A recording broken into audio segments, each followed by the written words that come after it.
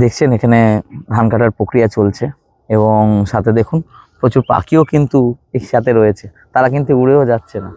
মানে এটা খুব সুন্দর একটা মেলবন্ধন, চাষি ভাইদের সাথে পাখির একটা খুব সুন্দর মেলবন্ধন। দেখুন তারা কিন্তু মানে একটা বিশ্বাসের জায়গা।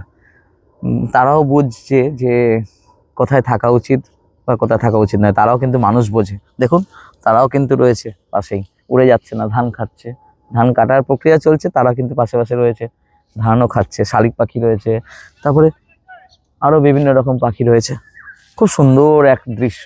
মানে এই দৃশ্যটা সাধারণত এই গ্রামেই পাওয়া যায়, শহরাঞ্চলে সম্ভব নয়, কারণ সেখানে বিস্তর চাষের জমি নেই। শহরাঞ্চল ভারী ঘরদোর এই সব মানে করা ফাঁকা জমি নেই, এখানে আসলেই এই সমস্ত দৃশ্য দেখা যায়, খুব সুন্দর।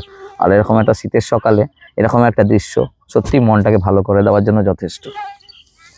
দেখো তোমরা, দেখো বন্ধুরা, তোমরা আসবে, এই জায়গাগুলো খুব সুন্দর জায়গা। এটা দক্ষিণ এশিয়া, শ্যামনগর কাউগাছি দক্ষিণ এশিয়া আমরা আছি।